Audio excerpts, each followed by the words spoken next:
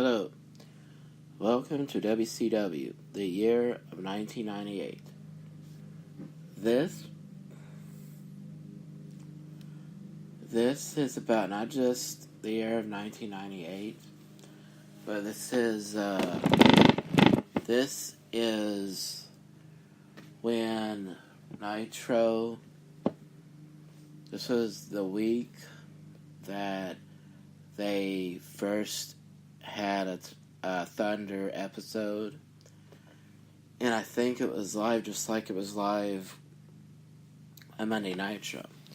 Now, even though Tony Schiavone and even Eric Bischoff said to the guys, like Tony Schiavone, Bobby Heenan, all those guys, even though even Eric Bischoff admitted that they didn't have the manpower to do the show, to the fans, or for myself, I loved Nitro. I thought it was a great show. I even loved the entrance. It was unlike anything I'd seen before or saw since. I've never seen anything like that before that happened or since it happened. I think it's very interesting. So in those days, NWO had gotten so big by that time that they had limos everywhere for the NWO. And what this was about, well, they wanted to know if they were all on the same page, because this was the night Hollywood Hogan would find out if he would get the title back,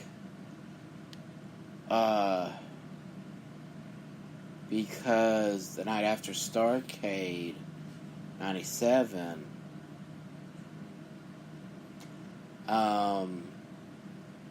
they sent out a referee instead of Nick Patrick because they didn't trust Nick Patrick to do his job the right way after what happened at Starrcade. So Hulk Hogan thought, because he got the 3 count on Sting, that he should be the new champion. So that's what the whole episode was about. The guys that came out of the limo were Hollywood Hogan, Conan, and former WWE superstar Virgil, who's going wrestling under the name Vincent. And by the way, Rick Rude shaved off his famous mustache for this episode. First time I ever saw that before.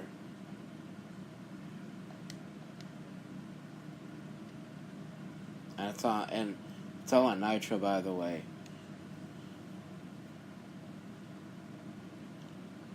So, let's see. Macho Man, Kurt Hennig, Eric Bischoff, Miss Elizabeth, and Scott Hall were on another side. Scott Norton, Kevin Nash were by Hogan and the other guys that I just mentioned. By this time, they had an idea of turning Monday Nitro into an NWO show. So Scott Hall was wearing an NWO Monday Nitro shirt, talking to Eric Bischoff. And they were at the Georgia Dome, like I spoke about earlier. It's really interesting. And I think it was Tony Schiavone who said that you can only speculate if the NWO were having problems, because how they weren't close together like usual. Then they go to the opening credits. Well, I wonder why they stopped this, because it was really cutting edge. But toward like 99 or 2000, they changed it, and I don't think it needed to be changed. So it just became, I don't know what it was, but even though it was great to see the wrestling part of it, the storylines, you miss the end credits because it's so fun to watch. Okay,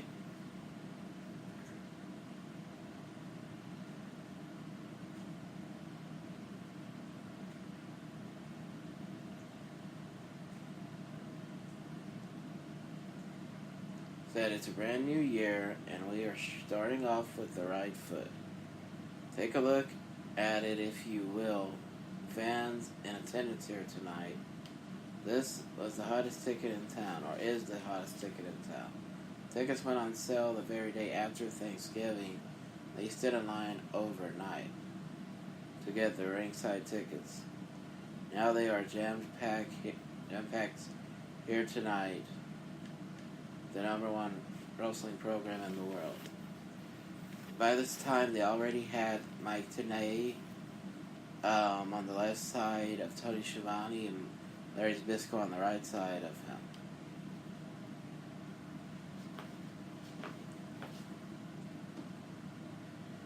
And when we ended the program last week, you saw a lot of controversy between Hogan and Sting. Fans of tape machines were rolling when we went off the air last week, Mike Tenay.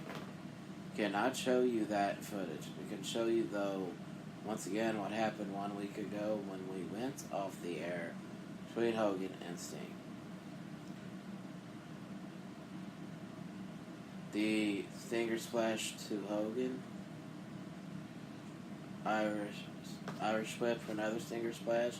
Hogan pulls Randy Anderson in between them.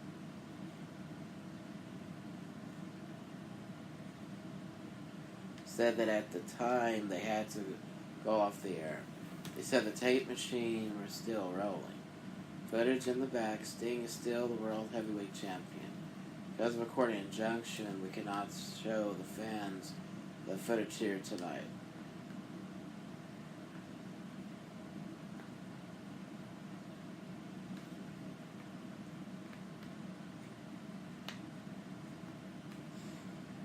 So it's really, just looking at this, be interesting to see what the matches were. Chris Jericho started the show by going against Diamond Dallas Page.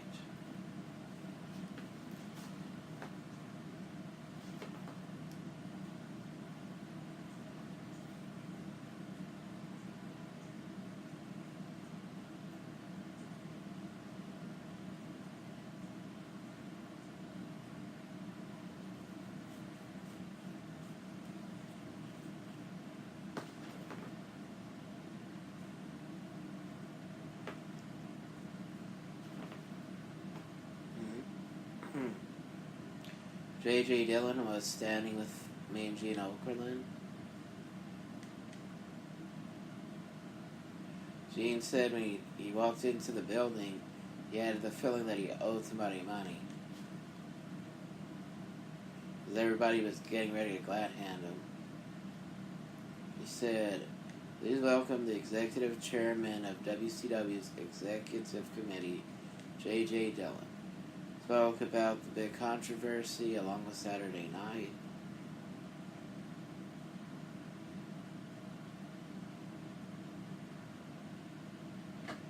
So they said that they didn't know who the national champions were in sports, and now they don't know who the WCW heavyweight champion is. He asked JJ, and he said, "Well, I think right now Sting is the champion as it stands at the moment.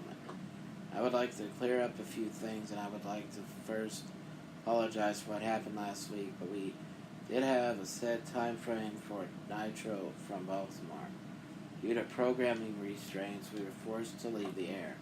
But as you and I both know, the cameras did continue to roll.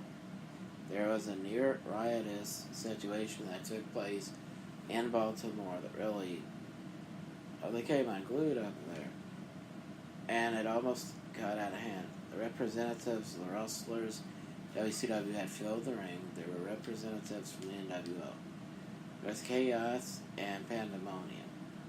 I had hoped that we would have the footage to be able to show here tonight, and I have to apologize that we don't. But I do have some good news. Because the judge has it in his chambers, the NWO attorneys tried to get their hands on it. WCW's attorneys tried to get their hands on it.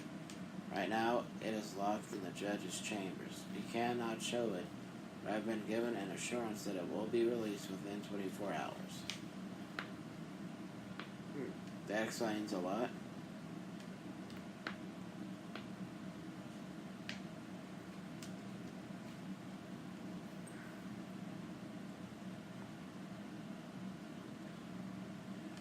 they say that that's when he announced it on Thunder at 7:05. They will be unveiling a new program called Thunder. And if you tune in to TBS this Thursday night at 7:05 for Thunder, you'll see it in its entirety, the footage of what took place after we went off the air last Monday.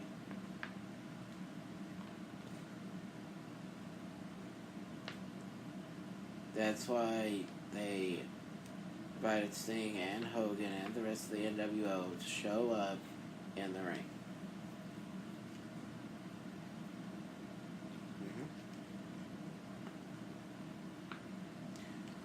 Brought up the 3 count by Nick Patrick.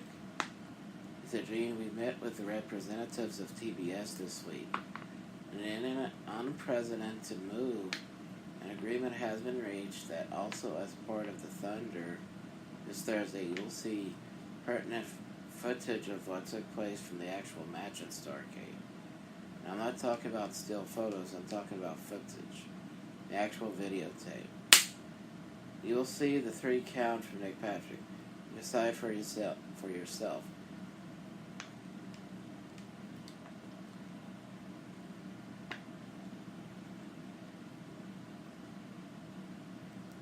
Tony said, well, I'll tell you a lot is going on. There's the big announcement from J.J. Dillon. What the fans are going to see on Superstation TBS this coming Thursday when Thunder debuts. Going to see what transpires. This is when Chris Jericho was officially a heel. He had a suit for David Penzer and the steel chair that he pushed David Penzer off of the week before, I think.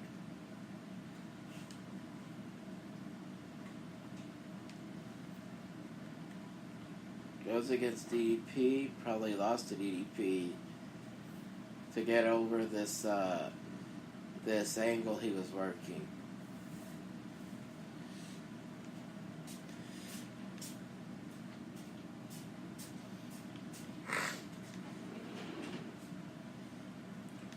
Now, speaking of by this time DDP was not only babyface, one of the most popular baby faces, but he also was U.S. Heavyweight Champion.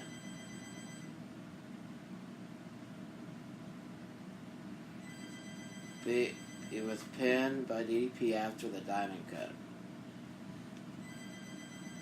So he started acting like a crybaby again, which he said was his idea in a story, so it makes it even more interesting. Somebody called Nick, a part of WCW legal department, I guess, said, as I understand, you've been talking with Turner officials all day long regarding this controversy.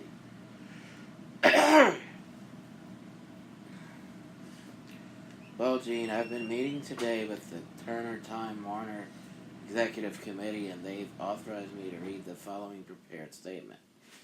Because of the near riot between WCW and the NWO in Baltimore last weekend, along with the Sting Hogan controversy at Starrcade that continued in Baltimore, from this point forward, all WCW contract wrestlers who are caught violating policies in this company will be subject to fine, suspension, or both. What is it? What about the NWO? They are here. Well, until further notice, Nitro is the WCW program. Any violation of WCW policies by any member of the NWO in or out of the ring will be subject to the same fines or suspensions, or both. That's Mr. Lambrose. Okay.